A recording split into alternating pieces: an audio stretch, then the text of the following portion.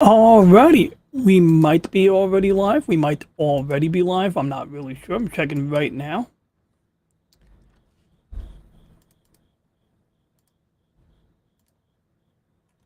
Yeah, I think we're live now. So right now I'm just making some adjustments to the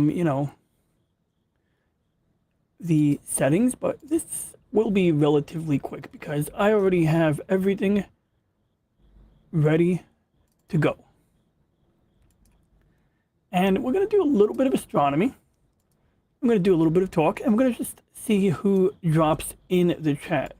But of course, the first few minutes will keep it boring, right? And then if cool people show up, I will be delighted to greet them. But of course, the usual spiel. I always have to turn on the chat window. There we go. We got a chat window. I think we're already good to go. And if anything, what I need to do is take my Londo picture frame from Babylon 5 and lower him a bit, because it's nice to have a Londo picture frame. But he's a little, he needs to go lower. He's blocking the chat window. So we'll put him a little bit lower, lock it down, and we're good to go. So anyway, let's see how the telescope is doing, because that is where I was at. So yeah, we were looking at a target. We were pointing at the Pelican Nebula, named after the bird known as the pelican. And if we stretch our histogram, we don't see crap. Now, can we see a little bit of something in the middle? Ah, Lady Mist, it's a delight to see you. It truly is. I'm glad to see you today. So yeah, I'm going to probably make this one a quick, like half hour, 40 minutes, probably about a 45-minute. And, get myself to bed, because tomorrow is my Friday. And that's great. I love how the roses look on the star map background on the top left corner of the screen. It looks really cool. So let's see here. Temperature settings are good.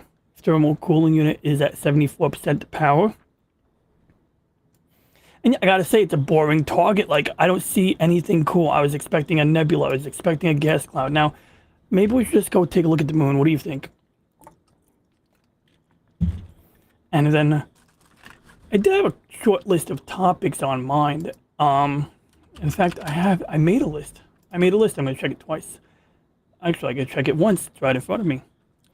Okay, so a little bit random, actually. Some of these bullet points require me to get some videos, so I'll save them for another stream.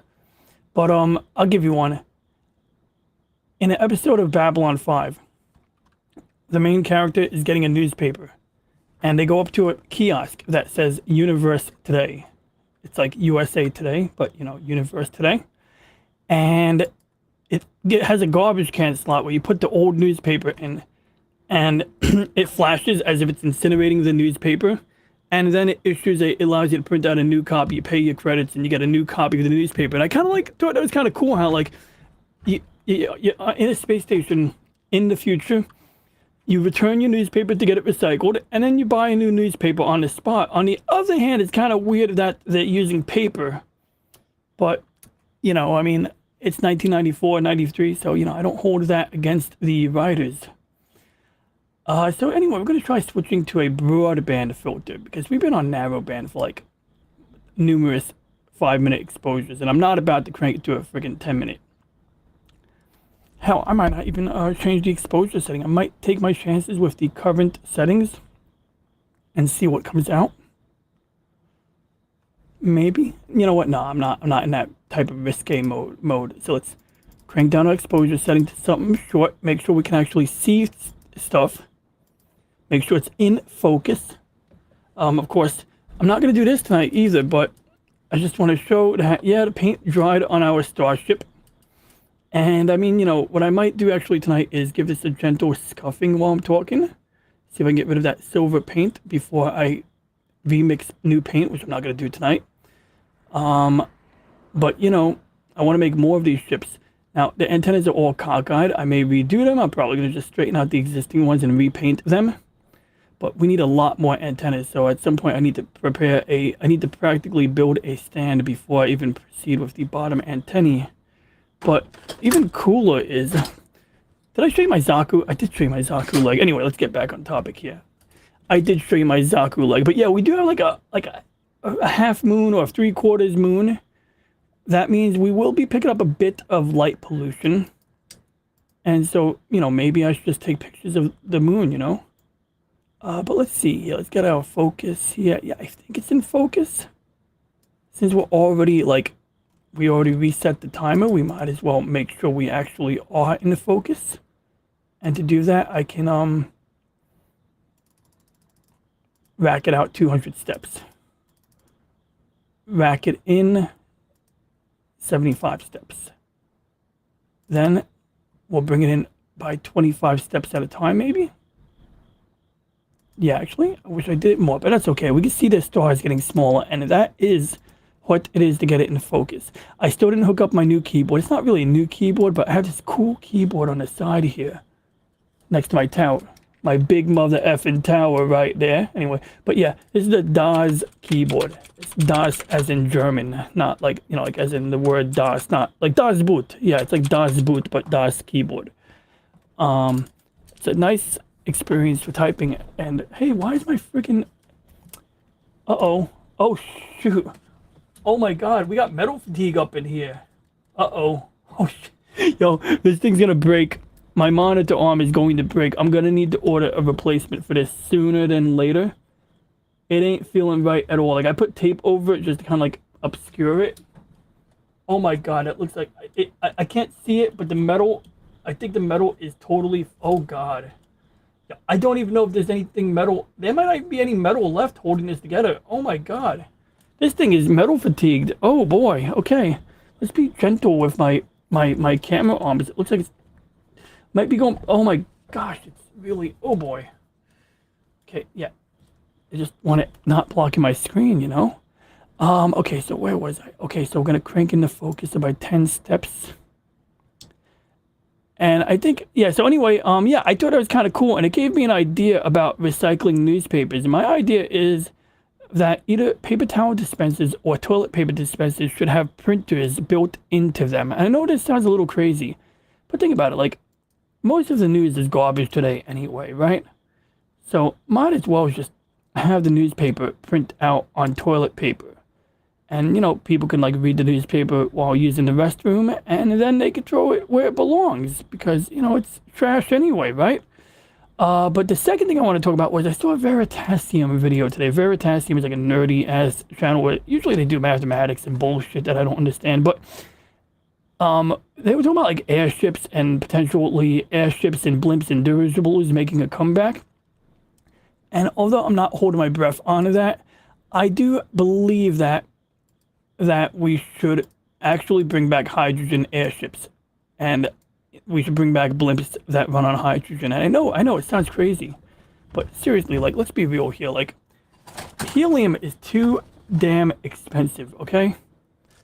It really is. It's like too damn expensive, and like there's multiple reasons for that, but it's not something that can easily be remedied. Oh boy, what button did I just press to do that?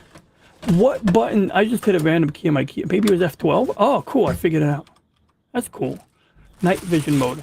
So yeah, helium is really too expensive, and I know they blame the Hindenburg on the Americans, us, because we wouldn't let the Germans buy helium because we had a monopoly on that in the U.S.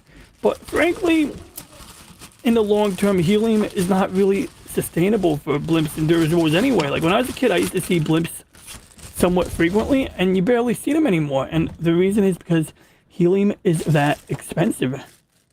And so, you know, one of the solutions to this would be to like just not use helium.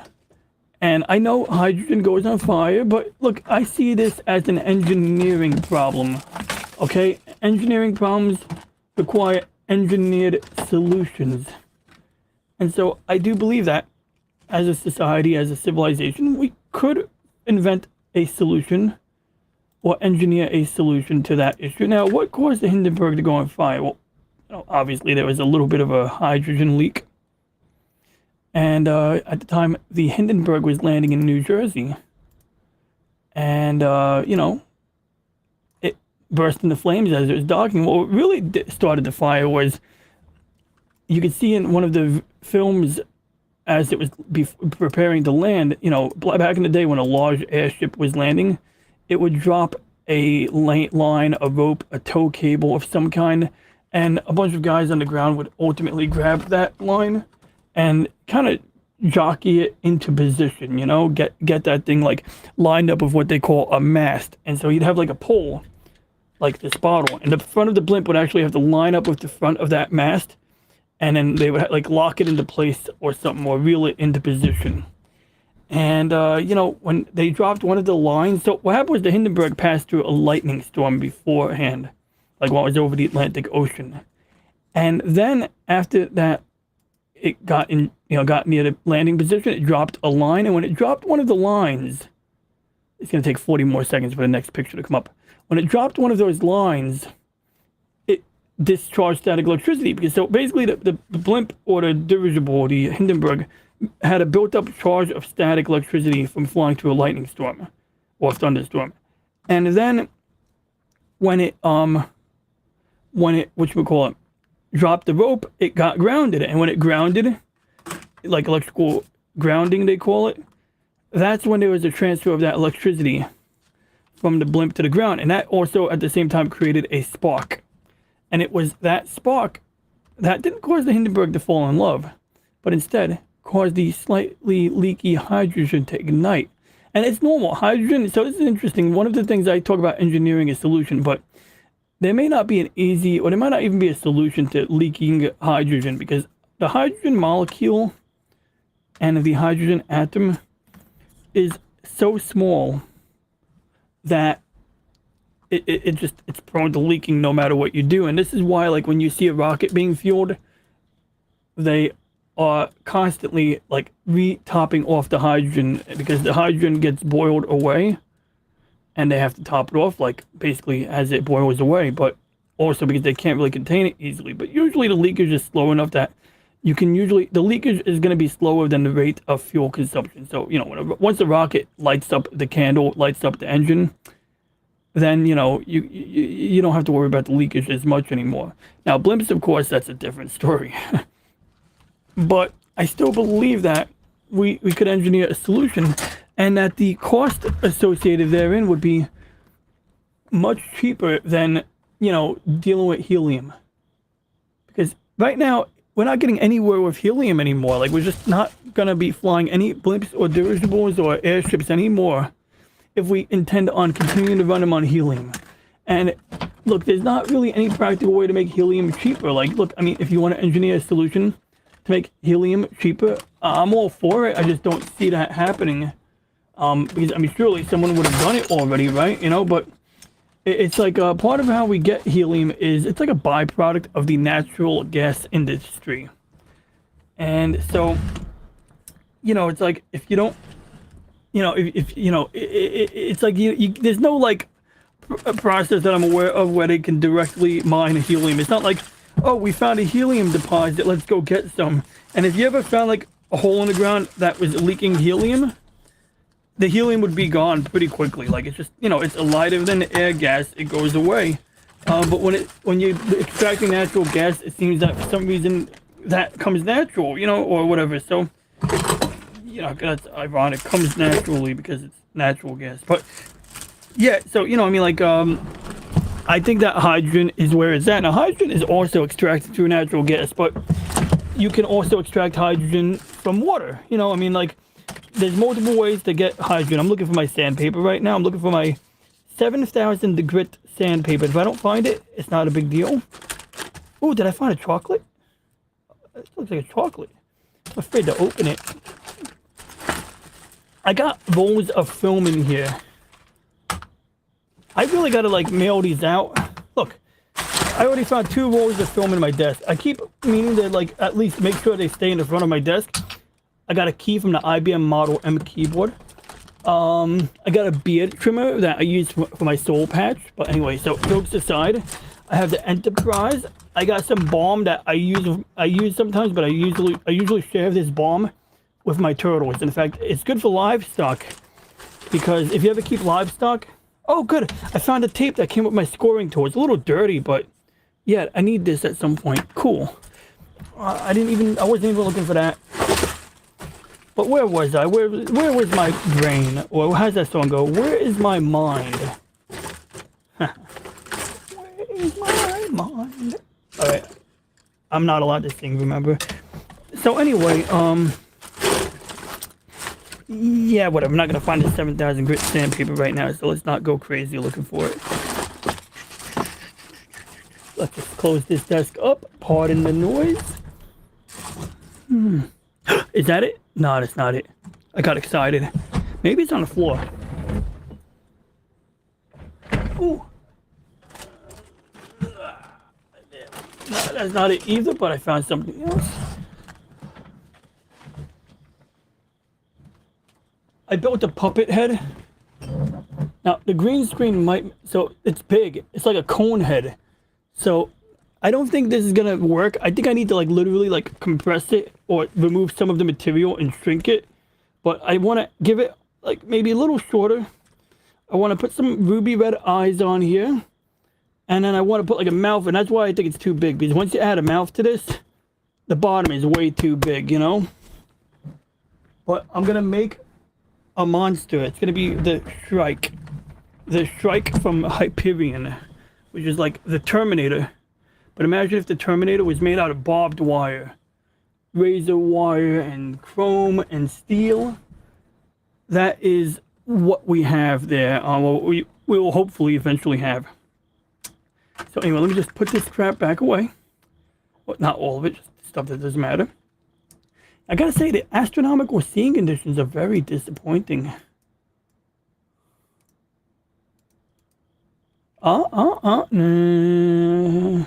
So, I got good news. I heard that Loki is going to be doing a show with Brandon Looney Tunes Fan 2000 in November. Kind of excited. I mean, that young man, he was persistent, and he finally got Loki to agree. So I got to give that dude props for, you know, his determination. And props to Loki for kindly, graciously accepting. I mean, like, I think maybe he watched a few shows and said, okay, you know what, I could do this. This guy, and plus, you know what, Brandon has had a lot of guests. I gotta say, like, he works at it, you know, like, not everything he does is everyone's style, but he does work at the whole, you know, content creation of thing. Okay, so that's a 30-something second exposure right there, and I don't see jack shit. So, do we crank it up? Maybe. Because, you know what? We do see a hint of the Pelican. Also, we get a lot of stars in the background there.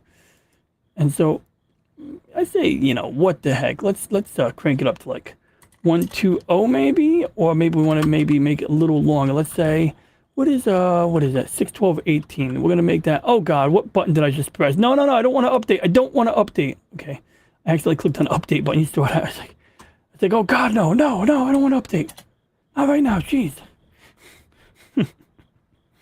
Right, so let's see if we can get this silver paint off, because this is not Silver Surfer's ship here. This is Yang Wen Li's ship. Honestly, I think the best way to remove that paint would be to use, like, acrylic paint, paint thinner.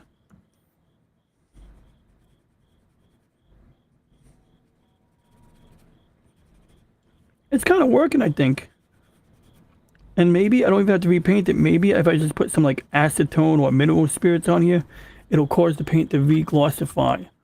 And maybe it's okay to have, like, a little bit of a silver look on here. Maybe that'll, like, give the ship some character, you know? I already got some of the silver paint off, so, without too much work. Because I decided to finish this. I'm not going to obsess about over tiny little details. I mean, I just need to finish it. And, you know, I might think about, you know, tomorrow night, not so sure, because I might have plans tomorrow, but I'm thinking about doing,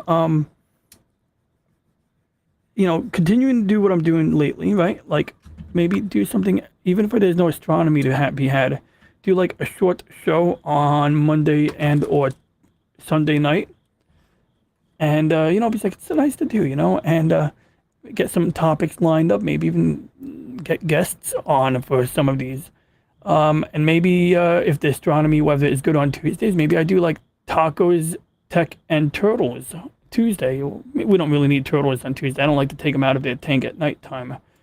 But you know, I don't know. I'm gonna play around. I'm gonna see if I can consistently do like this at least 1 day a week. Like I may do 3 days a week, and I might do 2 days a week. But I'm gonna see.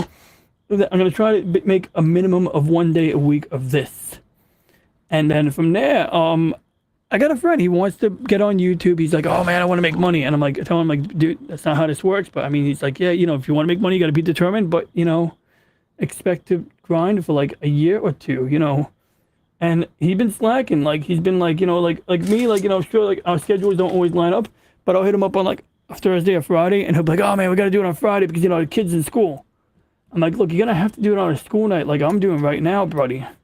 So only thing I regret is not showing him how to use StreamYard before, because like I feel like he could have been in action by now if we you know, if I had him, you know, put on the StreamYard. All right, so let's watch my mouse pointer get all jerky. Oh, it's actually working. Oh, there we go. See the piece of shit zoomed in. We're taking this mouse apart this week. We are taking this freaking mouse apart. In fact, that's what we're doing on Tech Thursday. Taking this fucking mouse apart to figure out if I can fix it, and hopefully I don't void the warranty. Maybe I could write to the company and ask them if I could take it apart without voiding the warranty. Okay, so that's the moon, which it's weird. The moon looks like it's higher up in the sky than it is. Like I can see it right there. It's like that's the angle of the moon right now. And yet it looks so much lower in this angle right here. Also, we can see Jupiter, and you can see this red line. Oh, this is sick. So when I was logging into this through my phone a few hours ago, I hit a few wrong buttons, but they're not really wrong. So see these red lines here? These are the plane of the ecliptic. And some of these lines will trace the path of the moon, the path of the planets, the path of Jupiter. And what is this? We see Jupiter here, but what's all this bullshit around Jupiter? Yeah, man. Lady. Lady. Yeah, man. Yeah, lady. Lady miss, literally. We got Jupiter's moons. We got the Jovian moons. Or at least, you know, the orbits of them. And it's kind of cool, you know. And is this thing moving at an exaggerated speed? No, it's not. Just the way that the grid moves. So what I like to do is I double click on it so we can center it. And then there we go. So now we have Jupiter centered, and we can see like how it's moving to the equatorial grid, or how it's moving to the azimuthal grid. I don't know. My brain's not working right now. And what's cool is we fast forward this, we can actually see Jupiter spin. We're gonna do that right now. So you can see a shadow from it. Oh, this one doesn't spin. Wait, does it? Maybe I'm not spinning fast enough. Oh, there we go. Now you can see Jupiter spinning. Ah, it's daytime. And now we're getting dizzy. I think I broke it. I didn't really break it, but we're gonna just go back into real time. Pew. Okay, now let's get back on topic here. So yeah, I do believe in blimps can be brought back. Now, is it economical? Will it save us money on cargo and stuff? Maybe not. As a vacation thing, I think it's cool. Will it replace air travel? I mean, I want to believe it would, but it might not. I always want to take a clear picture of the Pleiades, but it's so close to the moon tonight, I don't think this is going to be the night to do it. See, look how cool that would be. I've had difficult times trying to take pictures of this nebula in the winter, but I think this winter is going to be the winter where I'll be able to get a good picture of this. I have hopes. I have high hopes that I'll finally be able to get this target, like good raw data of this target. It literally looks like a dirty window where it's got these smears of nebula gas on it. It's kind of cool. And then when we zoom out, we lose it. But yeah, that moon's looking mighty bright. I don't really want to take a picture of the moon though. I mean, you know. Oh, good. Let's see what we got here. I mean, I may just not do too much astronomy tonight. I might say, you know what? Let's not get bent out of shape if I can't get a good picture. You know, but remember, we're just capturing raw data, and then we process it later. Tomorrow, if I don't stream, it's going to be because I'm cleaning my desk. Okay, so let's see here. The northern sky is the blue circle. And if I want the telescope to run throughout the night, I want to try to be on the left side of the meridian, which is like the left side of this here. So we can do it like that. Then if I zoom in with my mouse pointer, it's going to be all jerky, but that's okay. We already know that it's going to be annoying. Yeah, so I was not satisfied with the inchworm cluster. I was not satisfied with the, oh, you know what? Let's do North American Nebula. What's the angle of that? Doesn't really, 62 degrees.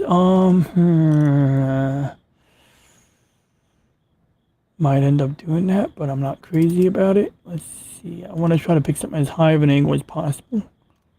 Ooh, the cocoon. Man, I really got to fix this mouse. I hate the way it zooms out on me on its own. Alrighty.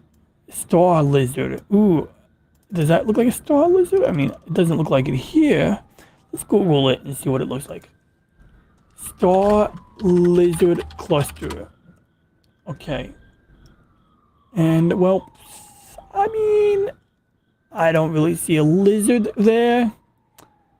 Kind of disappointing, to be honest. I guess I can see how that would look like a lizard to people. I don't think I'm gonna. Oh yeah, actually we could do constellations here.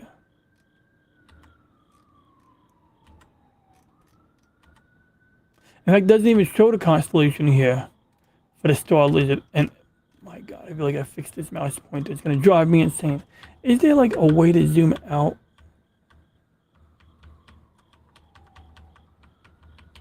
Okay, that's not how we do that.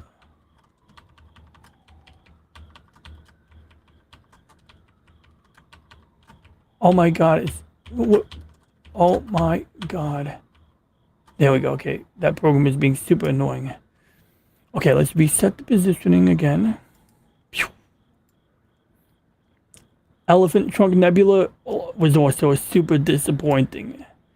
The Wizard Nebula. Let's see how Wizard Nebula. Ooh, okay, there's something there. That's something. You know what? We're gonna give that a shot, even though yeah, we're gonna give that one a shot. All right, let's proceed. So we're gonna stop the auto guiding. Then we're gonna tell it to aim. Then the reticle is gonna go onto that target. And then, while that's centering, we're gonna name it. I already forgot the name of it. What was that? Wizard? Yeah, Wizard Nebula. Oh yeah. Also, this is cool. It's not the Wizard Nebula. Wizard Nebula, Harry Potter and the Golden Snitch. Yeah, that is like the full name. But I'm going to type Wizard Nebula because that's easier. Oh, whoop. I'm so sorry. I was on the wrong screen. Well, anyway, take my word for it. There we go. See, big red gas cloud. I think we can capture that in hydrogen alpha.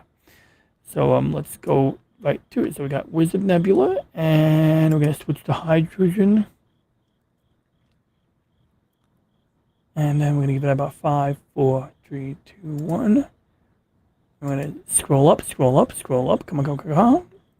I'm waiting for the program, waiting for the computer to be, ready.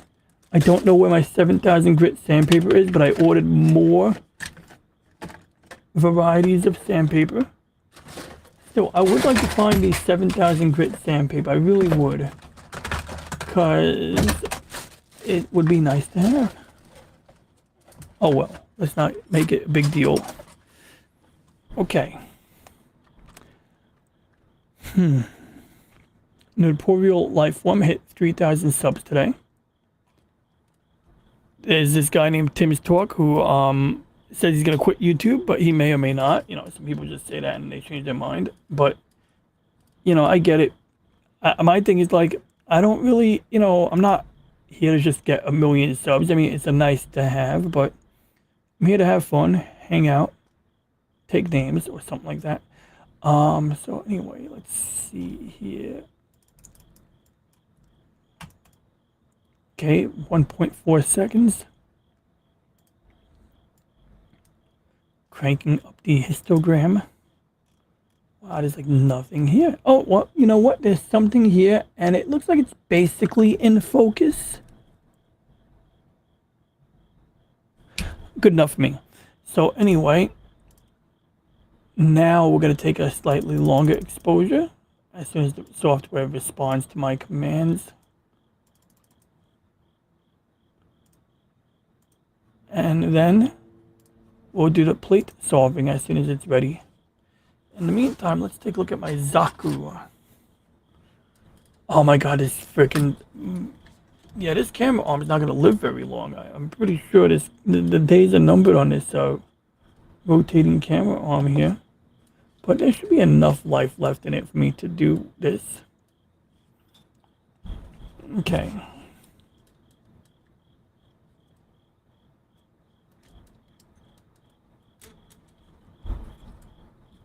Oh, I forgot to turn on my lights. You know what? It's a late night stream anyway, so we're just gonna carefully...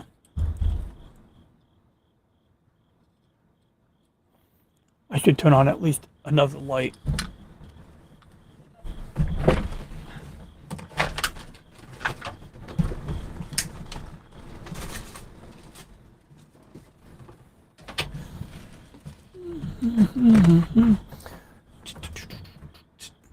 Alrighty, I'm waiting a few more. Oh, good. Okay, I have enough raw data to do plate solving. So let me just really quickly do that.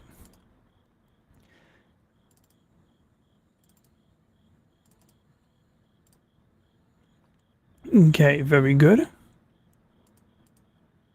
Now, what is happening? We can go and just say. And then, unfortunately, this is going to be like a 5-minute exposure. So, I mean, I guess I will be here long enough for 10 minutes to transpire to see the result of this picture. Okay, cooling unit is still at 75%, negative 17 degrees, but the thermal target is negative 15, so it's kind of overdoing it a little bit, but I guess not a big deal. Alrighty, and then we're gonna go back here, wait for that to load. And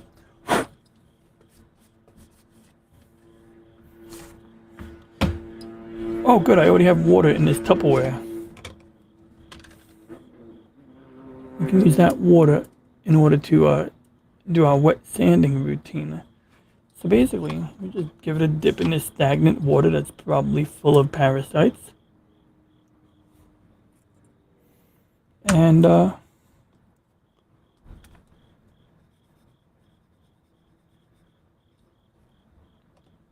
hit yes.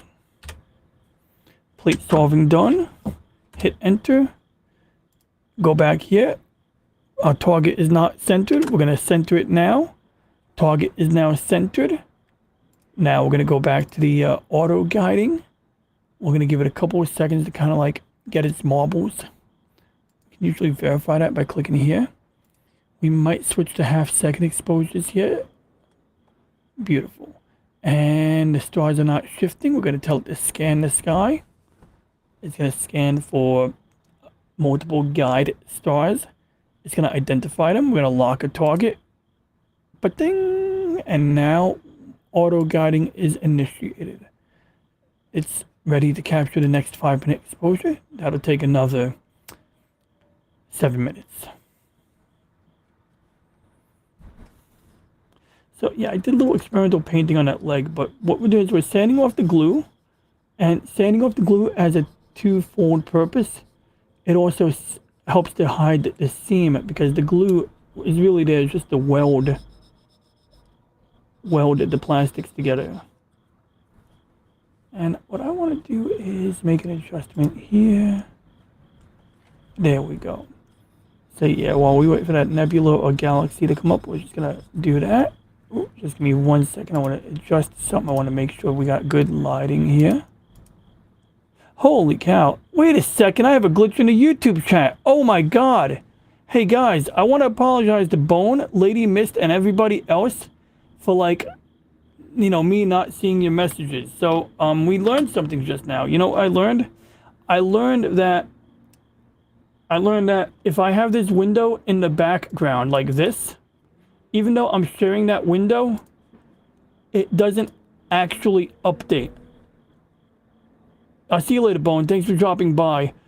And I'm sorry that I didn't acknowledge you the entire time you were here. I thought it was just Lady Mist and nobody else here. And even then, I didn't know Lady Mist wrote anything. So let's do a little catch up here, huh?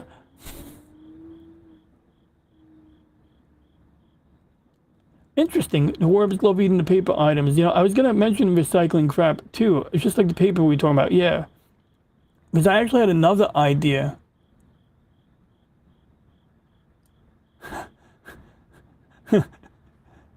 I'm a mad scientist for getting to turn on lights. Hey, you know, I mean, I need to be illuminated, right? So yeah, you know, right now we're just waiting another like 6 minutes before we could see the result.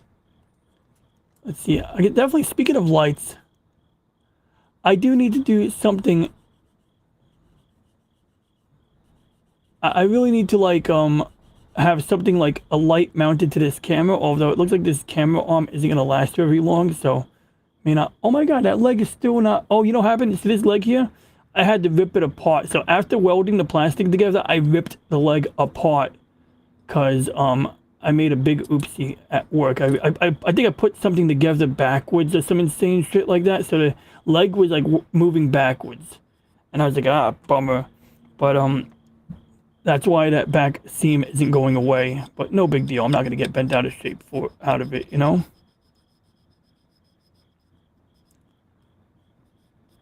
So anyway, yeah, speaking of recycling, I had a couple of crazy ideas. Like, you ever see like these dumb videos where people use resin to recycle stuff? So I'll give you an example. Like I saw this dumb one. I thought it was really stupid to be, and maybe I'm wrong, but I thought it was really stupid where they basically took, where the heck is my 1000 grit? I'm missing like different sized sandpapers, yo. I mean, it's not the end of the world. It's just kind of like funny. Like I thought I had all this crap rounded up. Whatever, I'll clean my desk tomorrow. We're gonna just skip from 800 to 2000 grit. No big deal. So anyway, I saw this example where somebody like took, what do you call it? A block of wood from some tree, right? And they used a chemical to remove the lignin from the tree. Now, lignin is the stuff that makes trees rigid. And so when they make paper that does not contain lignin, wood that does not contain lignin is better because it's inherently softer. It's easier to make a pulp out of it and whatnot. So anyway, some people, they took a block of wood, they removed the lignin from it. So now you have this like very porous, fibrous structure that's mostly hollow. And then they friggin' like took some resin, epoxy resin, like, you know, like that clear stuff that is made out of petroleum products. And they soaked it. And now they're like, see, we made this solid block of wood that's stronger than wood and all we used was a natural tree and some epoxy resin. It's like, whoa. The tree comes from nature.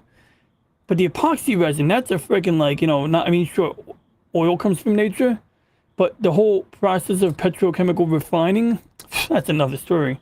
So good question, Lady Mist. Do I have an emery board? No, but I don't need one. My very first Gundam I built with an emery board, however. In fact, I think I have a part of a old Gundam in this desk that has markings of a emery board. So one of these days I'm going to reassemble this Gundam, but you can see here, my first Gundam, I did it like 2002. And see that little dirty spot there? That's the part where I cut it off of the runner, and I used a plain old emery board to clean it off and sand it down. It was good enough. Later on, I used X-Acto knives. Then I had a friend who was like, nah, man, don't use X-Acto knives. He told me to use, like, you know, sandpaper. And you can see I did a very rough sanding with the emery board, but back then I didn't have high standards with my Gundam models. And frankly, this is not a part you would see from above anyway. But what I'm doing here is very similar to using an emery board. What you do is, after I snip the plastic off the runners, I use these filing tools, and they're basically like emery boards, and they start anywhere from like 400 grit is like a rough sanding. So this would be like an emery board. It's pretty rough. Like I can file my nails with it. 600 grit is a little bit smoother. 800 grit, and what you do is generally you go from like that level to like 2000 grit. 3000 grit, and the idea is that as you get to a higher grit, it stops being like sandpaper. It's sort of like using a nail buffer. And what you're doing with the wet sanding is, I think the wet sanding helps you to polish it. It also helps to like keep like gunk from getting into the sandpaper or whatever, or into the filing tool you're using. But this, I've had mixed results, but generally I'm able to get a polished finish by wet sanding like I'm doing right now. And maybe it's not the most efficient way, but basically we use the glue to melt it together. You won't get rid of the seam unless you use the glue to melt it together. Then we use the emery board or this stuff here to sand away the glue and to smooth out the plastic that's been welded together. And then we use the higher grit to get that smooth finish. And so we're already at 3,000, and I don't have anything above 5,000 because I misplaced my 7,000 grit. And most people don't use above 5,000, I noticed. So we're going to do that. And so right after this one, we should have a pretty good idea how the results came out. And maybe, you know, we don't do a perfect job because this is a first grade model. Like, that's the name of the grade. It's like, and we got 1 minute left on the telescope. You know, first grade model as opposed to perfect grade. Oh yeah, look at that. The seam is gone. So there used to be a seam in the middle. You can sort of see evidence of it. But now if I want, I did smooth out this line here. So I can use a scoring tool. We're not doing that tonight, but we can use a scoring tool to redo that line. So I'm going to use I'm going to dry this off a little bit so we can get a better look at it. And yeah, this actually came out pretty good. So you get the idea, right, Lady Mist? How we, you know, it could be better, maybe, but it's not horrible. I can sleep easy knowing it's like this. Now, what's interesting is they don't include the paint. Usually you don't paint an entry grade model, but the knees are supposed to be basically this color. So I'm really glad I have a Gundam marker. Once again, I didn't look for the Xeon colors today because it's a Xeon mobile suit, but I'll do that sometime tomorrow, perhaps. Okay, good. We got a nebula here. So we're going to take 50 more of these while I sleep. And hopefully we'll have enough raw data to build something of a image. Could I take a longer exposure to get more raw data? It's tempting. It is tempting. It is super tempting. I'm seriously thinking about doing it. So some astrophotographers will take shorter exposures and combine more of them in order to get like a good final image. And sometimes I like to do longer exposures, but you know, the moon glow might start encroaching on here. So right now we're at a 5-minute exposure. I think we're gonna stick with 5-minute exposure. I think we're gonna work with this and see what happens. So yeah, I'm gonna let that roll. I'll zoom in a little bit, keep it like that, so you could check on it periodically for the next few minutes. And let's see now. Let's check out the rest of that Zaku leg. So yeah, anyway, so like I said, people will like I saw this video, they hollowed out the wood and then they freaking you know, bragged about how they used nature to make this like block of resin. And I'm like, this is not really, you know, how this works or whatever, you know? But now my idea was to take random trash and mix it with resin, you know, as like a means of recycling it. So make bricks out of trash and resin, or maybe even put trash inside of cement bricks. So for example, I use these Q-tips sometimes to help me with the painting. These are made out of bamboo, which is nice. But wouldn't it be cool maybe if I was to like take this and use it as aggregate or fill it inside of cinder blocks? You know, like, I don't know. But then again, wood could be recycled. Number one, wood isn't bad for the environment. You throw this out in a landfill, it's organic. It's not going to cause any real problem, you know? But, you know, same thing with cardboard. Cardboard, like, even though we recycle cardboard pretty easily, the reality is, like, cardboard isn't, like, that harmful if it ends up in the water supply, you know? So this one here, by the way, I think there is a thicker seam on this on purpose. I think it's designed to have a thicker seam, so we can't eliminate the seam there. But we can eliminate the seam here and here.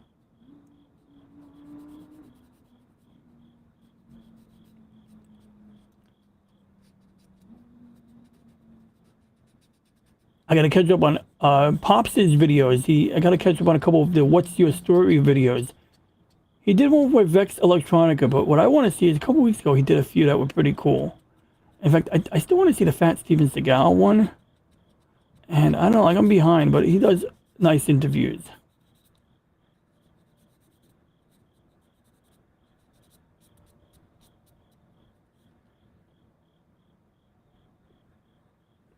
Yeah, like, I may not go crazy trying to get perfection on this because realistically I should probably done the sanding before I built it. Actually, you really can't. This part, you can't attach it until you until you actually yeah, you can't really, like, you have to attach it to the leg, basically. There's no way around it.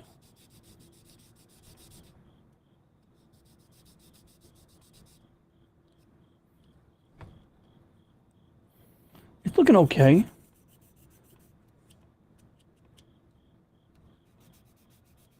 Let's move out sandpaper grit up before I forget. But anyway, yeah, so I don't know. Like, I was thinking about that. Another idea I had was, okay, so we have concerns about microplastics in the environment. Apparently, the human body, at least for men, can treat microplastics like estrogen, basically, or the receptors get plugged up by it and interpreted like estrogen in a male. So that's not so good for a man. And so one trick was to, my idea was to put microplastics or used plastics inside of bricks, or take all of the plastic and make it into bricks. But then I'm concerned that even if you make resin bricks or cement bricks with plastics inside of it to like encapsulate the plastic, like you use plastics that can't be recycled in order to make building materials, you're still going to release microplastics into the environment. And so my idea was, I found out that silicone, like anything made out of silicone, like I have a silicone mat for soldering down here. It's like a flexible silicone material. It's not bad. It doesn't leave like microplastics. When it enters the body of a life form, it kind of just goes in one side and comes out the other. So I was like, if it gets consumed, it's not bad. So I'm thinking like, well, what if you put like unrecyclable plastic inside of cinder blocks or resin blocks, and then you wrap those in like silicone, like a layer of silicone or layers of silicone, and then you build a building out of it. So I don't know, like one of these days I want to do some experiments, like take some trash and just suspend it in resin and build something out of it, build a pencil holder out of it, and make up some bullshit, like say this is like environmentally neutral or some bull like that. I mean, I want to be half true. I remember my mom told me about some actor who like lived in the desert somewhere, and he put his money where his mouth was. Like, he was all environmentalist like, but he had like a composting toilet, and he like, ran everything with the intent of like, reducing. So it's like, at least he's living the way he preaches, as opposed to those people who are rich who tell us that we should be living environmentally consciously, and then they live on mansions or compounds. And I remember a news reporter was interviewing Bill Gates, and she's like, Bill, you're flying to all these climate change conferences and all this bullshit. Aren't you like part of the problem with the whole climate change and stuff, Or like, if climate change is so a big deal, what's your deal? So then Bill Gates gives his excuse. He's like, oh, well, I buy enough carbon credits to pay for my entire family's carbon footprint combined. Therefore, I'm good. And, some people would liken that to the old, church when they would like sell, what do you call it, indulgences. And even if we, don't make a big deal of that, it's like, I just think it's fucking annoying, It's like, I freaking hate jerks like that telling people how to live. And then like, oh, whoops, uh-oh. Oh, shit. Can I put that in without... Oh, thank God. Okay, that worked. I thought that wasn't going to work. Not bad. All right, not too bad. I'll paint the kneecap another time because I now know how to paint it while not messing up anything.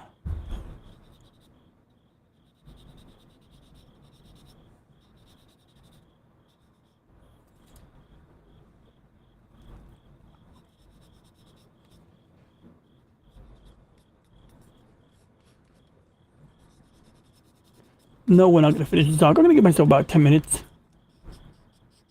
It's a do as I say, not so much watch what I do thinking. Yeah, you bet. It is a do as I say, but not so much of watch what they do line of thought. It really is. So I find it frustrating. I just wish they would shut up or do something real, like at least like Bill Gates was investing in that bullshit carbon capture, which I think is probably bullshit, but like it's an interesting concept if that's like the problem. But I don't think it's a real problem on the whole. I mean, like, yeah, like once again, I think it's easy to get trapped in the false dichotomy of is climate change real or not real. Instead of getting trapped in the false dichotomy, let's just take some of it at face value. wouldn't take the whole shebang at face value, because then we'd have to accept a lot of dumb solutions. But you know, like if we took some of it at face value, then it's like, well, if it's such a big emergency, then well, why is China allowed to, like, you know, not, you know, do anything about it until 2035 or 2040? It seems to me that if this is an emergency, it's all hands on deck, and if it's not important enough for China to get their hands on deck, then it's not that important. It's just like the Castlevania cast club. If, you know, destroying the castle wasn't important, then why is he destroying the castle? Actually, I still gotta try that game out. Hey, what up there, Action Man of the official and unauthorized Castlevania cast club? Yo, dude was playing this Castlevania game last night, or was it the night before? And it looked like a multiplayer Castlevania game. It looked like there was like multiple people playing. It looked like the old Metroid map in Nintendo Power magazine, when like they show you like the entire like map of the side-scrolling game laid out in print. It looked like one of those, except it looked like there were actually multiple people playing the same Castlevania game at the same time, fighting the same boss or fighting in the same castle in different areas. We only have this planet to live on, as Lady Miss says. We only have this planet to live on right now, and no one will get a reboot if we kill it. Yeah, I mean, you know, I agree with that. And it's like, my fear is that if we fixate on climate matters and carbon output, we're ignoring real issues, you know. So for example, like a couple of years ago, they made this big fucking deal about the Amazon rainforest, and like, I get it, okay, it's important enough perhaps, but is the Amazon rainforest the lungs of this planet? Well, no, the fucking ocean is the lungs of this planet. The algae is what creates a lot of the oxygen that we breathe, like literally, that's how that works, you know. And yeah, you know, you can always find evidence of fires in the Amazon, but it's like not a new thing either. Like, they were burning fires in there since before Columbus came through, or since before anybody from Europe contacted that part of the world. And interestingly, actually, there's some evidence, journalistic evidence, from like a real journalist who's like a journalist / historian who wrote a book. His name is Charles Mann. And he wrote a book, his name is called, like, 1462 is the title of the book, I think. And basically, like, he looked at various journal accounts and whatnot and kind of, like, pieced together their story. And from what it looks like, the Amazon forest was a managed resource. Like, the people living around the Amazon forest, they practically created it. They practically, like, bred plants into existence that otherwise did not exist. And then, so at that point, if the Amazon forest is somewhat man-made, then is it really the end of the world if humans decide to clear it once in a while in order to have fertile land to grow crops? Also, it turns out if you make farmland in the middle of the Amazon and it runs fallow, the jungle will reclaim that farmland pretty quickly. You know, I mean, like, it might take time actually, but the jungle, if you look at Chernobyl, you'll see that nature reclaims that shit. And yeah, that's another thing. The climate has been changing ever since it was made. And, you know, like, I try to be reasonable, but, like, I've graduated past the whole, you know, just saying this is bullshit. I mean, it is bullshit. But now I focus on what part is bullshit. Usually the solutions being proposed are bullshit. And that's really important to me, because if we're putting resources into bullshit solutions, we're not addressing, you know, real issues. We're not helping the people, okay? It's like, oh, you care about the little people of the world? Well, shit, I have ideas that can help them. And, you know, lying and giving me bullshit scams that certain people make money off is not it. So, you know, there's that. I mean, like, you know, going to space would be cool, or at least doing more stuff in space. Realistically, like, the goal with anything in space should be to avoid having to launch things. So, you know, we want to have it so that, like, the only thing you have to get into space are people. Everything else should be, like, mined from the asteroid belt. You should basically have a space station in orbit and have some, like, shuttle or freight shuttle going back and forth between the asteroid belt and that space station with either, you know, finished goods or at least raw materials that would allow us to, you know, manufacture things. And so if we need to build more ships, we build them in orbit with minerals that we mine in space. We shouldn't be building any large ships on the ground and then sending them up. We should only be getting the people up there, basically, and maybe the shuttle or the craft that gets them from the ground to space. And that would help because then at least the rockets themselves aren't going to, contribute to the carbon issue or whatever the hell issue there is, right? But even if there's not carbon's not an issue, look, rockets can put out a lot of things. You're burning aluminum, you're burning all kinds of crazy shit, But also, it's the fact that it is very expensive, to do that type of operation. Over $10,000 per pound. And so we want to reduce that cost. And doing a lot of construction in space is one definite way to do that. And there's a lot of things we can do in space that would benefit the human race. And my brain is not remembering them off the top of my head right now, unfortunately. But it's not a losing proposition as much as sometimes people would say, oh, but we need to take care of the inner cities. And it's like, that's a losing proposition too, to some extent. I mean, yes, we should take care of our own to some extent. But, giving a man a fish or teaching a man to fish, as the saying goes.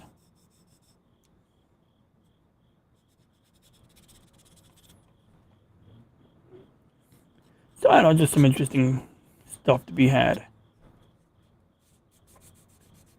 I just hate the environmental virtue signaling, and I hate the bad solutions. That's the thing. I refuse to acknowledge, even if I can agree with something in principle to some extent. I refuse to acknowledge it when I know it's being used as a cudgel to push a bullshit solution. And that's what gets me really upset about that whole entire, topic or thing. So yeah, it's just one angle though, Lady Mist, I think it would be a good idea as well. And that's not all my original idea, but I'm adopting it because it makes sense. Now, Mars, is Mars the best destination? Maybe not. Elon might be playing this moving the goalpost game because, if you tell people they're going to Mars, they get excited over that. And then by the time you say, you know what, we're going to just do the asteroid belt, by then everything's already been invested in and built and invented. So it's like there's no backpedaling anymore. But essentially, the thing that could happen is, whatchamacallit? What was Elon's thing? Basically, yeah, the Mars thing, the problem with Mars is what is on Mars? What is on Mars's surface? Are we even sure we can make rocket fuel? But let's just say we could make rocket fuel to leave Mars's surface to go home. There's just a lot more we can do with the asteroid belt than we can do on Mars. But you tell people we're going to the asteroid belt, they get bored. They want to know they're going to another planet. They want to hear something that sounds cool or something like that. And look, I don't think it's a completely lost proposition to do the planet thing. But I just think that, we can get a lot more practical benefits from space construction. Building space stations and space colonies means you don't have to launch material up or down a gravity well like a planet. And it's good to see you, Lemon Pie. Thanks for dropping by. I'm going to wrap it up soon. But, this is a picture of the, what was it? The Wizard Nebula, also known as Harry Potter and the Golden Snitch. I don't know if that's a reference to the book, but we're going to take about 40 more of these and stack them in post-processing. Of course, I will be sleeping like a baby by the time that imaging capture of raw data is happening. Right now, we're just building a Xeon Zaku from Mobile Suit Gundam. It didn't come with an eyeball. That's another reason why I got to make sure I find my Xeon markers, because I may have to paint that by hand. So right now what I'm doing is I'm sanding down the seams that either have glue on them or the seams that I plan to be adding glue to, because I discovered a cool trick. Well, I found it online, of course. I didn't discover it myself. In which we put glue on the seams where two plastics meet, and it essentially welds the plastic together. It's freaking cool. And while I'm jumping all over the place, I want to briefly touch on Columbus Day. A lot of times you bring up Columbus Day and people get all uptight and they go, it's not Columbus Day, it's Indigenous Peoples Day. And it's well, number one, can you name a single indigenous group by name? Navajo, Cherokee, Sioux, aka Lakota, You know, no, most people can't who also insist on being politically correct about it. But secondly, I mean, can't us Italians have anything? No, but jokes aside, the important thing to me about Columbus Day is that, you know, we can have conversations about the pros and cons and whatnot. But at the end of the day, the world changed, the new world changed, and the world on the whole changed forever after Columbus made contact in the new world. People will get into semantic arguments, especially people who like really want to be against the narrative. They'll be like, oh, well, you know, Columbus didn't discover the land. The people here already discovered it themselves. And it's like a stupid thing. It's like, yeah, ha, ha, ha, ha, very clever. But like, realistically, yes, it was discovered for Western civilization. Europe was not aware of the Americas to that point. And even if like you can say, oh, but the Chinese made it to the West Coast. Well, the Chinese didn't make it to the East Coast. Oh, but the Vikings made it to the East Coast. Oh, the Vikings made it to the Northeast Coast in like fucking Nova Scotia or Newfoundland or Newfoundland, whatever you call it. So, you know, it's like Columbus went down to Florida. Did he miss his intended target? Yeah, but, you know, he basically opened up all of South and Central America. And that changed the world forever. For better or for worse, I should emphasize. For better or for worse, it changed the world forever. And that's why it's an important day to me, and that's why I insist that I'll continue to call it what it's called. You know, I know some people, they want to whitewash history in either direction, but the truth is that, you know, that like the island, one of the islands they landed on, there were two tribes of, you know, whatever, indigenous people, and one of them was known for cannibalizing the other group. So it's not like they were inherently virtuous to begin with. Now, it doesn't mean it's okay to accidentally give them a disease and, you know, enslave them and all of this stuff. But it is indeed, as Lemon Pie says, it's a very historically significant event, and that's what matters. And like, you know, maybe it's not as important that we remember Columbus or that it's an Italian holiday, but you know, let us fucking Italians have something, damn it. But jokes aside, for all of the reasons I stated, why that's really why I put emphasis on it more than anything, you know. And it's okay if people want to be angry about certain facets, but bear in mind, the Hispanic community would literally not exist.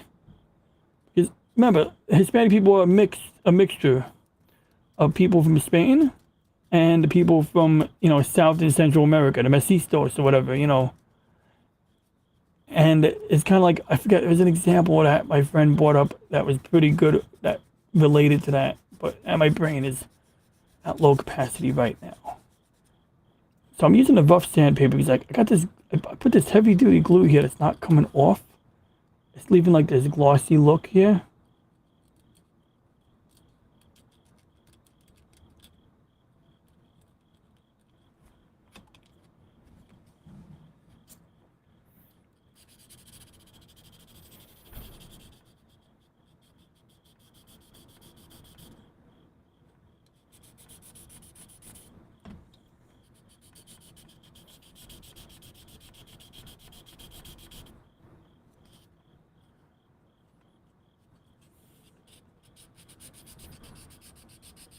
Put a lot of force on this one. I guess it doesn't matter if the foot is perfect. I just wanted to try to smooth it out.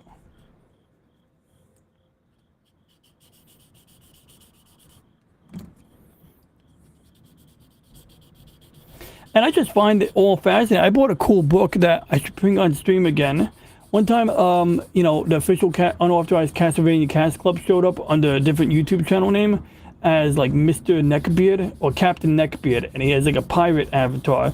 And so that particular night, I went, you know what? Now I want to whip out my book on galleons, and so I pulled out a book on galleons, and I just find that part of the whole, you know, Columbus expedition so cool, so insane that you had a bunch of these men cooped up on these little ships. Now galleons might look like ships of the line, but they are freaking scaled down, you know, like they are narrower. They have a tall aft section, but they tend to bounce and rock a lot. And, you know, like I said, one day I'll show the picture book on stream, because it's a fun picture book. It really is. Like, it's got a lot of facts on there, but it's just looking at the design of the ship. and looking at like different parts of the ship to see like what the human body's scale was with relation to the size of the ship fascinates the shit out of me. To imagine men trapped on there with rats, not knowing whether they have a few more weeks or a few more months left on that journey is pretty insane, you know. So I find that aspect of the whole Colombian expedition to be real fascinating. Xeon. There we go. We got our Xeon foot more or less. Now, should we put some glue on it? Maybe. Let's do it. Let's do it while I'm not going to sand this one anymore. I'm going to prepare to wrap it up. We're going to use the Tamiya cement, thin, extra thin cement.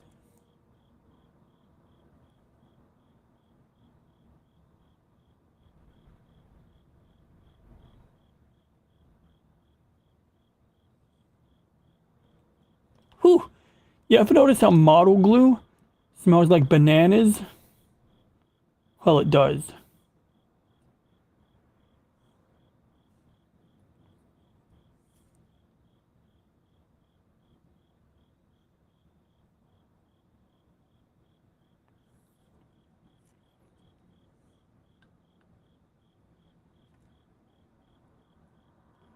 So we're just sealing up the seams.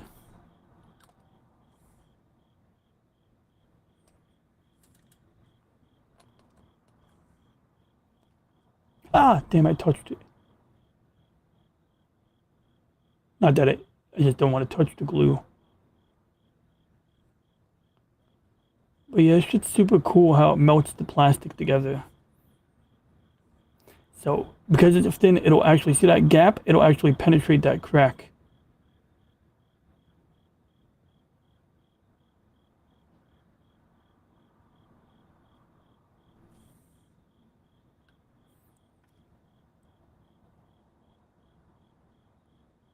I might have put a little too much glue there, but I'm hoping that it'll melt or weld those plastics together regardless. Okay, so there we go on that. Okay, gonna lean that foot on the side over there. Let's take a look at other parts of the Zaku. So, yeah, so I remember Lady Mist mentioned using emery boards before, and so what I like to do is when I want to cut off pieces, I have a special trick. And basically, what I do is a twofold trick. First, I cut it off the runners, but instead of cutting it off using the flush cutters, I leave like a big nub on, like I just did over there. And over here, I do it for two reasons. It helps to reduce stress marks. And it allows me to get a cleaner cut later. So there we go. Now we got our cut. Now, we take these right here. These were $35. They're actually cheaper than the God hands. These are PIT. I don't know what pit means, but I know they're made in Japan, and they have a flat end and a sharp end. And we basically have to line it up with the nub, right? That little, you know, that whatever you call it. Try to center it, and then we shave it off.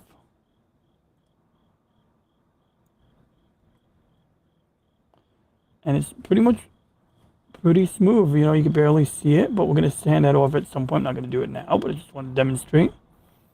This one's an internal part, so I don't have to go crazy being perfect about it. And this is also external, I think, so this one I have to be like, I got to care a little bit, but I can sand that off. So that's the gist of how we do that, and same thing applies with other parts. So, you know, same thing here, like, we'll cut off the back skirt armor real quick. Whoops. And I always like to use the other cutters for the rough cuts because I don't want to put any wear and tear on the good ones, any more wear and tear than is necessary. And I think these can cut up to 3 millimeters, whoops, without any issue.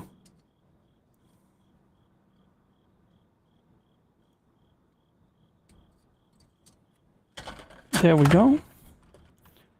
Same concept.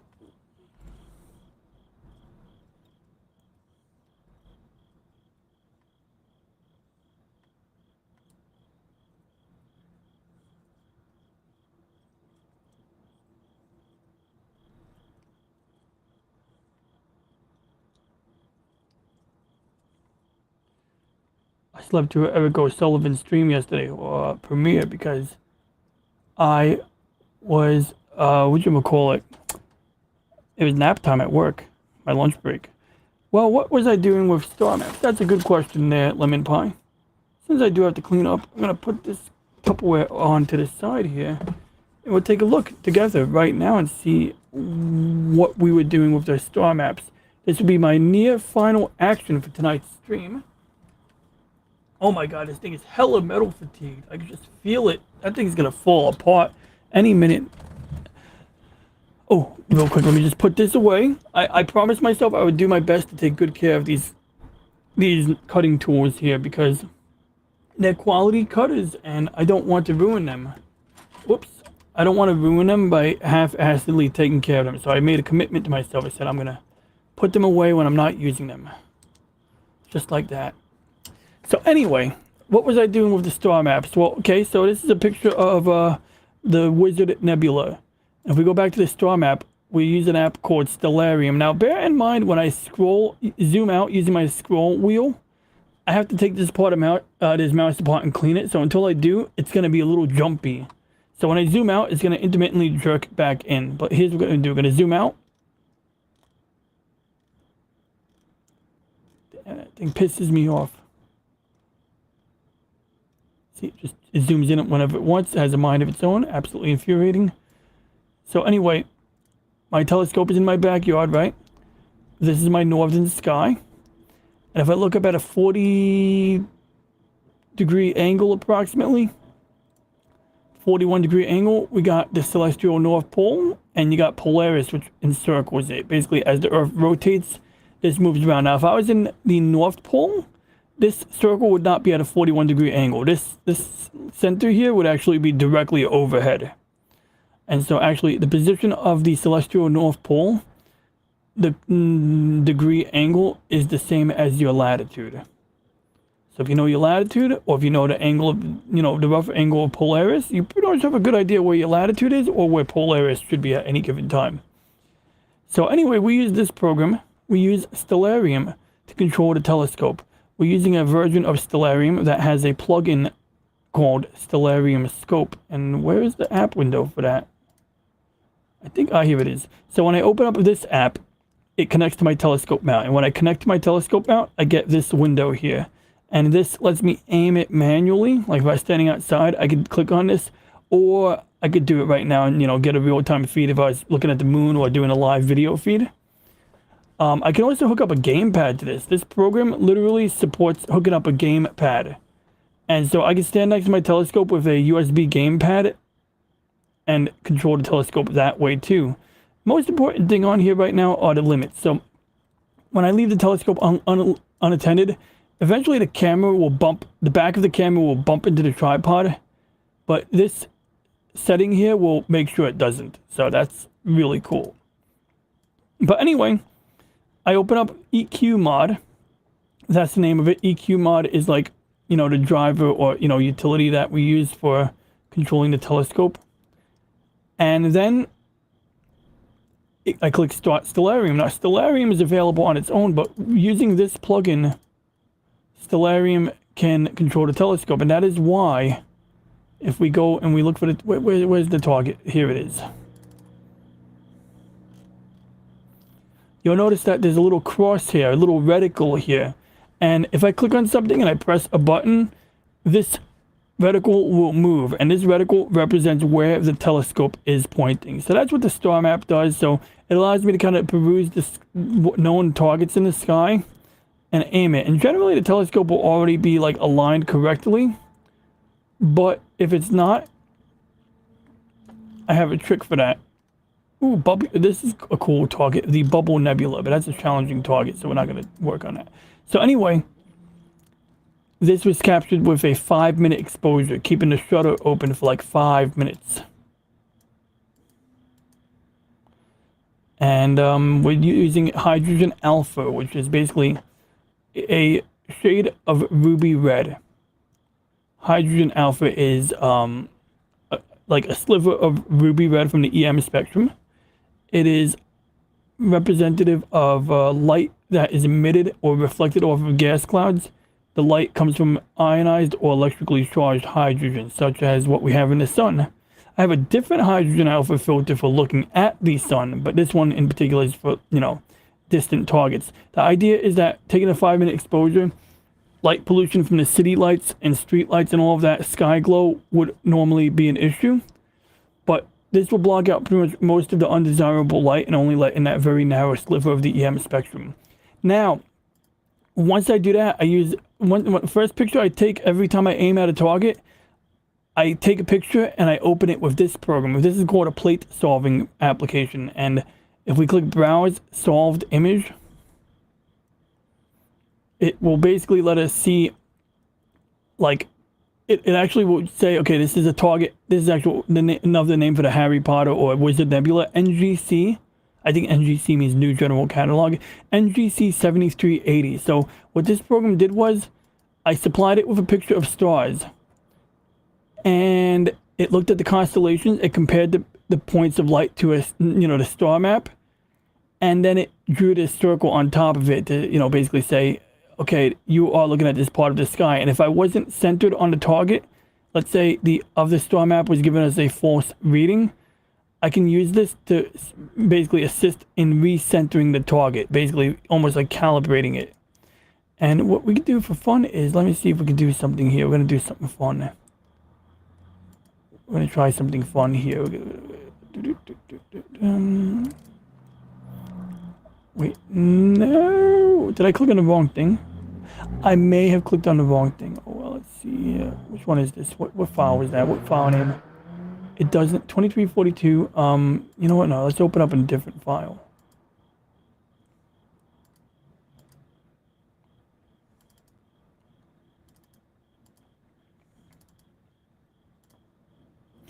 Okay, so now it's going to analyze the constellations in this, right?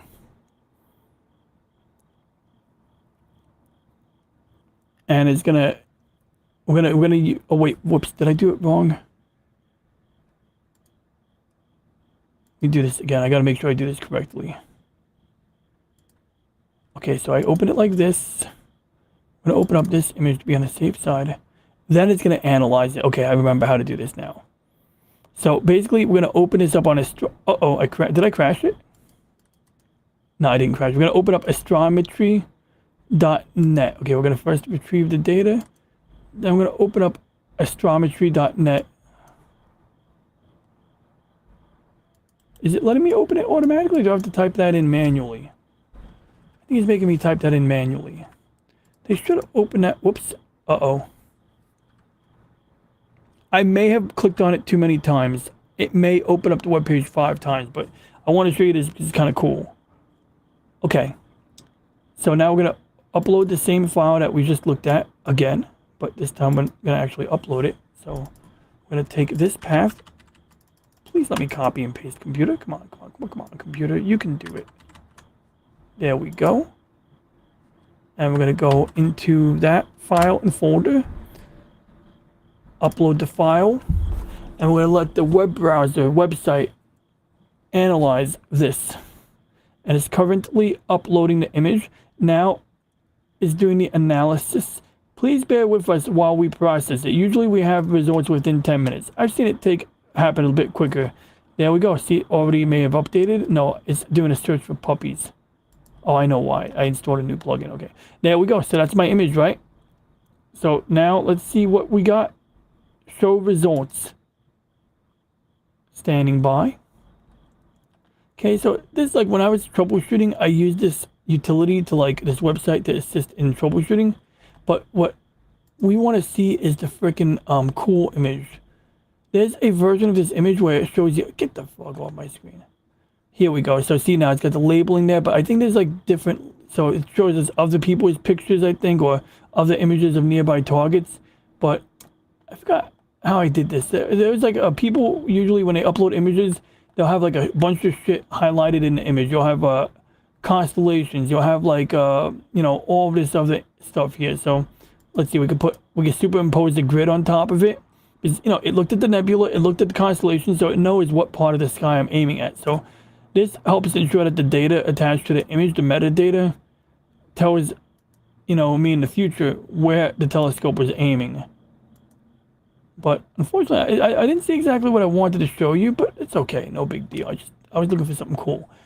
If I were to rate Orion's Belt, I would give it just 3 stars, rim shot. I think that was a joke, but it is literally 3 stars, right? The Orion's Nebula is really cool. So if you look at Orion's Belt, you basically have to take a look between Orion's knees. And even with the naked eye, you can sort of see the nebula. It's a little tricky though. Okay, that's... well, whatever. I'm not going to go crazy with this right now. I remember clicking on something to see a bunch of cool data. And I wanted to find that image, that version of the webpage, So I was kind of hoping that I would see something like that.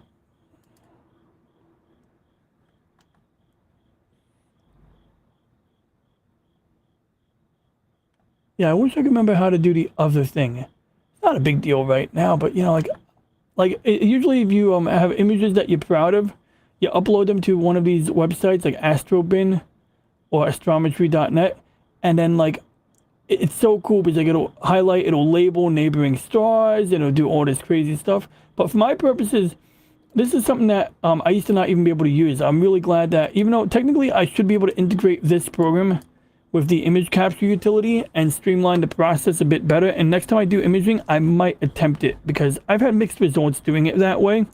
But I find that sometimes it's better to do things in separate programs, at least until you iron out the kinks. Then, because if you run into an issue and you have to troubleshoot it, you don't know, where the problem is occurring. At least if it's happening in a separate program, I know the problem is only in this program and that this one is doing what it's supposed to do. So yeah, I'm glad you find it cool. I appreciate that. Appreciate your, questions and checking it out. And, we'll do more of this in the coming days, assuming the weather permits. I know at least it's not going to rain tomorrow, so, I can go to bed without worrying about rain dunking on my telescope, and that is my plan, and I'm sticking to it. Now, the only concern I have is that as the air outside cools down, the telescope will shrink. And I don't have it set up to automatically, retract the focusing mechanism. So I'm kind of doing it early, like right now. And this may or may not be a good idea. But I'd rather anticipate it now in order to prevent trouble later. You know what I mean? So that's where I'm at right now. And at some point, usually what happens is the images will just get blurry as the night goes on. So I figured now I might have made the image blurry, but hopefully I overshot the mark so that when the temperature drops, the focus will be tack sharp later on or something like that. Just kind of winging it here. Long term, I would love to have autofocus. Sooner than later, I'm probably going to be able to semi-automate this process even better than it is now. Because right now what I do is I aim the telescope, I take a picture. Then I open up the picture into this application. Then I click on this button. Then after I align it, I go to this app and I recenter the target. I should be able to consolidate that into 3 fewer steps. So if there's 5 steps, I should only be required to maybe engage in 2 steps, if even that many. And there are applications that, consolidate a lot of the functionality, but like I said, if I haven't had good seeing conditions or if the equipment wasn't all cooperating, it's easy to troubleshoot using the current workflow. But anyway, we got a small laundry list of things that can and should and will be done. But with that being said, I better get my buttocks to bed. So if anybody has any questions, comments, or ideas, let me know. Let's see here. How cool does it have to be to get an issue? That's a good question. How cool does it have to be to be an issue for the telescope? Well, basically, the current equipment has cooperated very well with with all conditions except rain. But the cover being on it helps with the rain, of course. But I've had it down to potentially below 0, definitely 10 degrees outside, no real issue. In the past, I had a different motorized focuser than the one I currently have, and I can even get a picture of that one. And it is the old motorized focuser. That was the one that really gave me like some trouble because I had two. I had many. So, ah, crap! I closed the browser window. All right, give me 1 second to reposition. I gotta make sure the window is up. There we go. Okay, so let's see here. We got Isato motorized focuser. Then we got Sesto Senso 2. And then we got Pegasus focuser. And there we go. Beautiful. I got all of them right here. So I don't remember if I have the Focus Cube 2 or 1, but we got everything we want to show you right here. Okay. So first time I bought, so remember, normally the focus telescope, you got to turn a knob manually, right? And first time I did it with a motorized unit, I bought this. Thank you very much, Lady Mist. And yes, I better sleep well and I better do it soon. But I really appreciate it. I appreciate you dropping by as well, Lady Mist. And I appreciate the well wishes. I also hope you have a good night and that you sleep well. So anyway, real quick. Yeah, so first motorized focus I bought was this. The Italian guy advertising it from Italy put on a good sales pitch. It looks cool. It was only $300, which was a bargain. At least I thought it was. I think, did I buy when I was USB-C powered? Yeah, I think I had USB-C and its own power supply. But on the telescope I had at the time, if it lost power, it would lose its mental position. So let's say you have a knob that you could tighten all the way or loosen all the way. You'd have to calibrate the position of the motor. Then, if in the middle of working, you lost power, you tripped over a power cable, something happened, the cord knocked out, something happened, you'd have to retract it manually and then reset the motor. And then to reset the calibration, you'd have to tell the motor to turn, and you'd have to sit there and watch the telescope until the motor got to the end and hit stop. And if you didn't, you could nearly break the telescope. And it was, in fact, because of this motorized unit, I eventually was forced to learn how to take apart my first telescope, which was kind of fun, but it gave me mixed results. Unfortunately, I no longer have a planetary imaging telescope, but it wasn't directly because of this. Anyway, this unit was a pain in the ass. I had mixed results with reliability, and sometimes it would not cooperate during the cold. So then I bought this one, and this was $600 at the time. And apparently right now it's like super duper back ordered. Now this one was cool because it's like a cheap alternative to like a $4,000 unit, or a cheap alternative to a $2,000 unit. It doesn't have a lot of backlash, so I was hopeful that I could get autofocus working on this mechanism. And you know, honestly, if I started using it again, I might be able to get autofocus working on it, but I was never successful getting autofocus to really work on here. I had a telescope similar to this at the time, and I mounted it to the back. However, this unit still comes in handy when I'm doing planetary imaging on my current telescope, but my current telescope isn't geared so much for planetary imaging. But essentially, you know, this part in the middle up here moves in and out 15 millimeters, and that's how you get focus. So you have to get everything aligned pretty precisely for this to do a job. But the problem was that sometimes it would get cold out and it wouldn't work. Now, it is possible, ever since I revamped the way I supply electricity to this, that I wouldn't have the same issues anymore. But at the time, it was plagued with issues, and sometimes it would work like really reliably for like a couple weeks or longer. And then out of nowhere, it wouldn't work. And, you know, frankly, I'd be laying in my bed and be fucking 20 degrees outside, and I'd have to go outside to fucking unplug and replug the shitty thing and sit there with the fucking phone in my hand. And so that's why I haven't really used this one in a hot minute. And ultimately, it was because of this one I finally decided to go with this product here. And this one was interesting because it had some universality. You can see how it's got this like plate over here with like different long holes in it, oblong holes, and that's to help you to mount it to like a variety of telescopes. And essentially there's like a rack and pinion mechanism on the inside, and you line it up with the knob on your telescope. It's a little hard to see, but obviously this would be where the knob is, and you're lining up the motor or the collar with the knob on your telescope, and you're essentially using this motor to move it.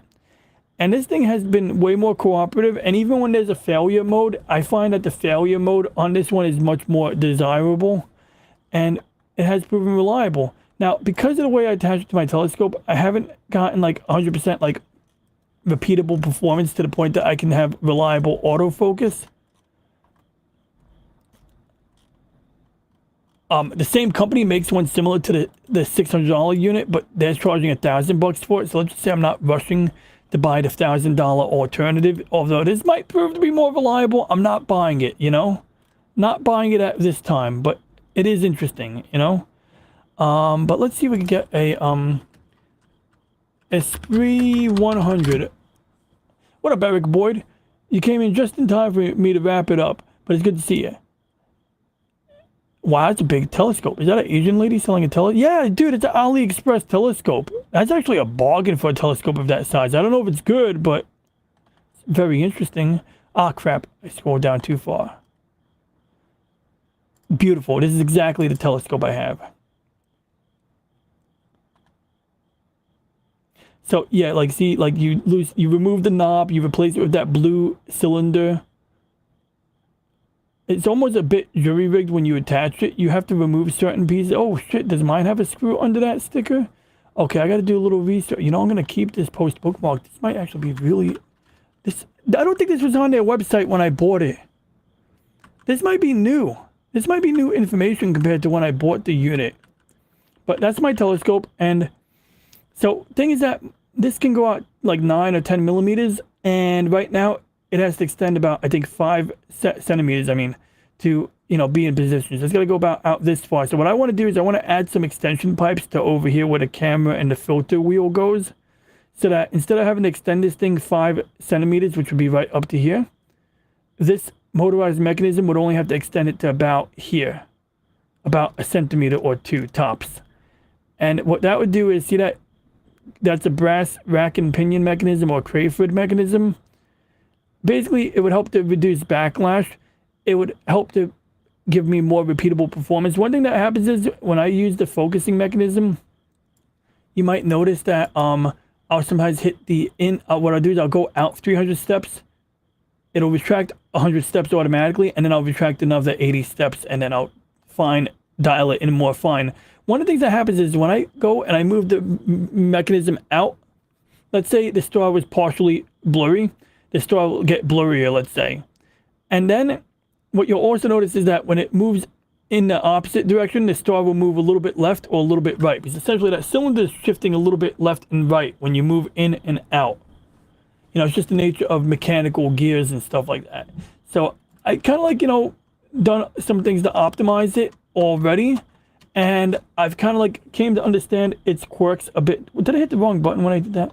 I hope I hit the right button when I switched to my screen just now. I was just showing this, yeah. So yeah, like I said, when I hit out, you're going to see the star shift a little bit to the left. Then when I hit in, the star is going to shift back to the right a little bit. And that's because, as I was saying, because of this mechanism here. So essentially, when the wheel is turning this gear forward or back, there's a little bit of a shifting going on. And the gear teeth, the way gear teeth work, let's say these are the gears. You know, moving forward, the gears are pushing on the teeth like this. But when it moves backwards, it goes like that. And there's going to be like a little bit of backlash. So whenever it reverses, like, let's say like this, it's going to be like forward, back. But it's already moving forward. To reverse it, it's got to push like that. So there's always a gap. And that gap could be 20 steps, 50 steps, or 100 steps. And so I'm able to tell the software to compensate for that. But mainly, like I said, if I could just long-term reduce how much this has to extend in order to achieve sharp focus like I'm doing right now, I may be able to, like, you know, instead of it going out, like you see, like it says 7 millimeters, 7 centimeters, it goes up to 9 centimeters out. I want it to only go out no more than 3 centimeters. And so all of this piping here from a 3 to 9 should all be inside this black shiny part here. That would be my goal. And that may allow me to use this very economical and fairly reliable. Like, I mean, like I said, it has not given me any bullshit in the cold. It has worked throughout hot and cold. Unlike that other one we talked about. And it has never had a failure mode that pissed me off. Like, sometimes I'd have to unplug the power or something like that. But usually there was a good reason or a better reason for that.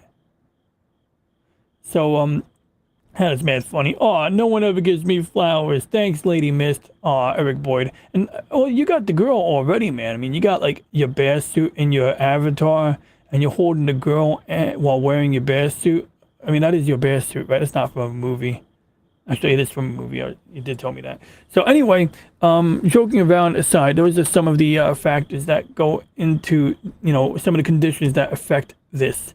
And the mount, surprisingly good. One thing about the cold is I think it causes the oils or lubricants in the mount to become more viscous, increasing their viscosity.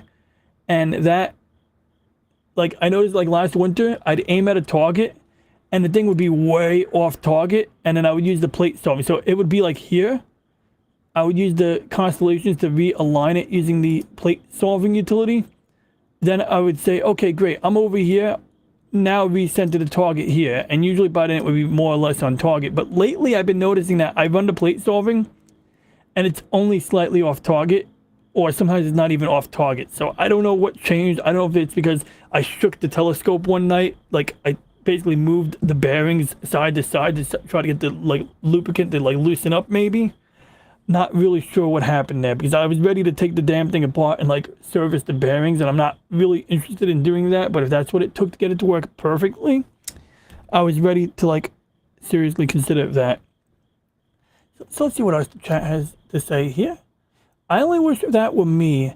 It is a gorilla suit. Robot Monster was the Ooh, okay, yeah, thank you. I will have to look up Robot Monster. I mean, the name sounds like it would be a lot of fun to watch sometime.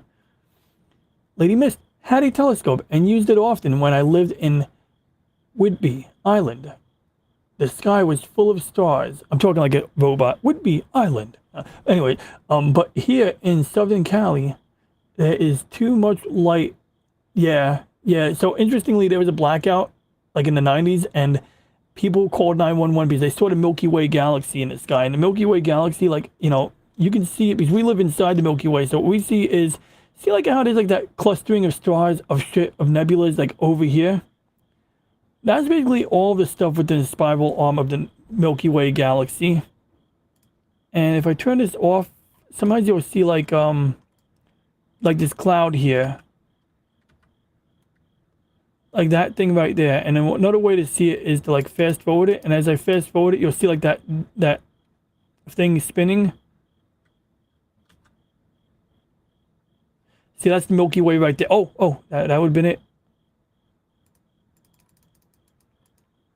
Nope. Too fast. Ah, shit.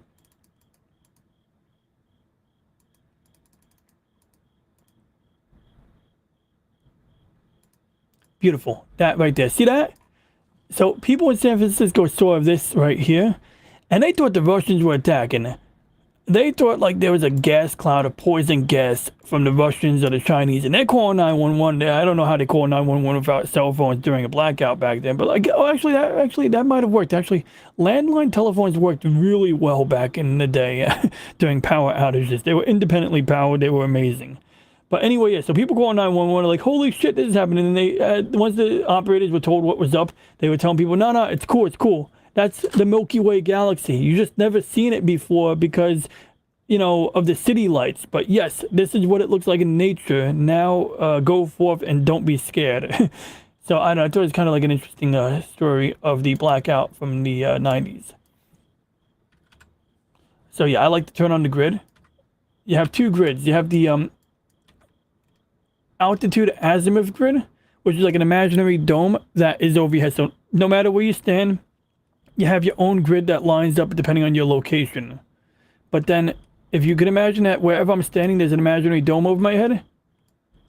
Okay, so I'm going to zoom in to make the ground flatter, right? Okay, there's an imaginary dome. I can look up overhead to see the top of the dome. When I press the letter E, we get this other grid. And this is basically, this grid surrounds the entire globe. So this part of the grid is actually over the North Pole. And then the part that's over the South Pole, well, the entire Earth is blocking it. So you can even see south, and you see this. And so really it's somewhere behind the ground. So if I turn off the ground, you can see the South Celestial Pole. So if I was standing on top of Antarctica, this would be directly over my head. And so when the Earth rotates, you can see how the dome, the green lines stay stationary, but the blue lines move, because that's literally the Earth's rotation. That is the equatorial grid as opposed to the altitude azimuth grid. And if we look at the celestial North Pole. In fact, how we align the telescope is we aim at Polaris, and we basically get it to draw a circle. And if Polaris doesn't move in a circle, if the circle is like misaligned, like let's say it's offset to the left or right, we know we have to rotate or adjust the telescope up, down, left, and right, and tighten some bolts in order to ensure that we get good tracking. But that's a different topic. I'm gonna go off the rails if I go down that rabbit hole right now.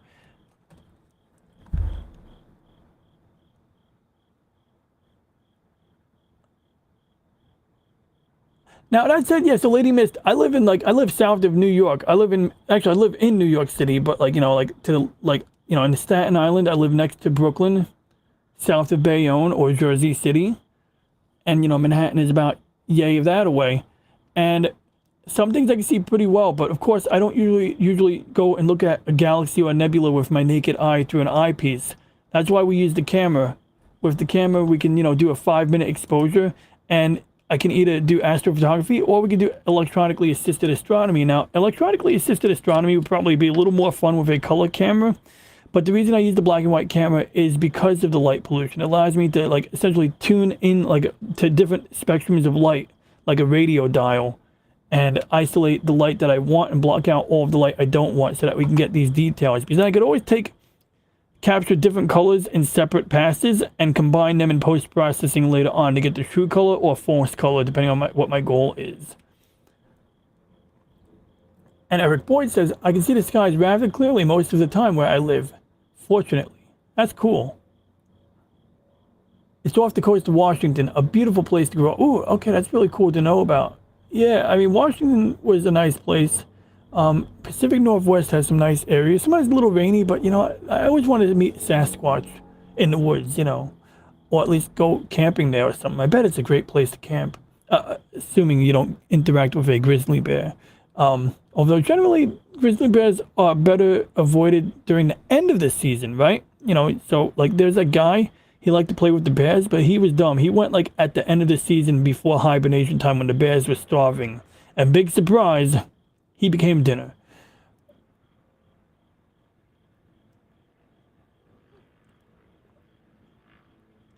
Interesting. So he's be able to, Mrs. not being able to view the aurora borealis. The whole night sky would light up green. That's kind of cool. Yeah. So a few times people said, "Oh, you can see the aurora borealis from New York," and then I was like disappointed when I couldn't see it. My friend's like, "Ron, that's like only if you like in upstate New York." And I'm like, "Oh, yeah, good point. Yeah, they say New York, they mean upstate. They don't mean New York City. Like you might see it if you calibrate the telescope right or something like that, but generally speaking, yeah, you're not going to see it from down here, unless there's like a big solar storm, like the Carrington event, when like people in Chicago were able to read the newspaper at nighttime under the light of the aurora. But that was a situation where like if they had a modern power grid, it would have been a bit of a disaster.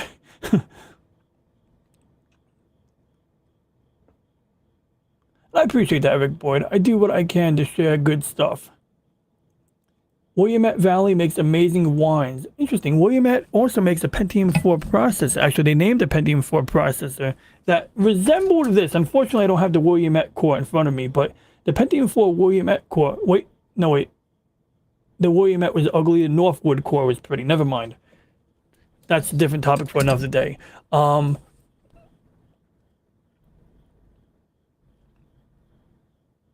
Yes. Him and his girlfriend. He was also going to play the mailman on Cheers, but he didn't get the job. But yes, they both perished. There's a audio tape, but people say it's not a real audio tape, but I've heard mixed reviews on that. Hey, what up, Keely Chow? You're just in time to see me say goodnight, but it's cool to see you. We had some fun. We talked about some astronomy stuff. We worked on a Xeon Zaku. Oh, it's green, so you can't see the green. See? Check out the legs on this. Look at the legs on that, huh? What do you think about these legs right here? I'm going to paint the kneecap tomorrow, but I got to, sand down the glue. And see this area here? There used to be a seam, but I polished and sanded the seam away. I got to do it on this side too. Actually, I just got to polish it. The seam is basically gone. Hell yeah. So yeah, it used to be 2 pieces of plastic. So anyway. Oh, he can't stop me. He does moo at me when I step out, and he looks through the front door, lemon pie. What did I miss? Eric's cat doesn't let him go stargazing. Yo, word. Eric Boyd, you have a good evening as well. Keely Shao, since you're the last one to come, I'm going to say goodnight to you first. Oh, wait, did I say goodnight to Eric already? Well, good night, Keely Shao. It was good to see you, too. Sorry I can't stick around, but, you know, it's a school night. And by school night, I mean I got to be at work at 5. I got to be at work at 7, thank God, not 5 o'clock. And I promised I'd be on time tomorrow, so, and what else? Oh, my God, I wanted to talk about something else, but I'll do that on another stream. UV bonded screen protectors are a pain in the ass to remove. If somebody remembers, ask me about UV screen protectors next time I'm streaming. And yeah, you know, boy says everyone have a good evening. Good to see you all. Agreed. Lemon Pie, thanks for dropping by. Lady Mist, once again, thank you so much for dropping by. And this time I'm going to end it. And I never checked, but I've been meaning to find out. What I do is I click end stream up here. And then it ends after I click confirm. And I need to find out if the timing is like accurate or if there's a way I can ensure that the last words I say get captured. Because I'm worried that the stream ends in the middle of me talking. But anyway, I'm going to say my usual spiel anyway. And we'll see how far it gets. It might get cut off mid-sentence. If it does, I apologize. But it was really good seeing everyone here. I'm really glad Lady Mist was the first to show up. And you get that distinction and you are an honored guest. With that being said, I want to say, for anybody else watching on the replay, if you have any questions, comments, or ideas, please leave a comment. Please like and subscribe. If you have any questions, comments, or ideas, did I say that? I did say that. Please like and subscribe. And for now, we shall end transmission on my mark.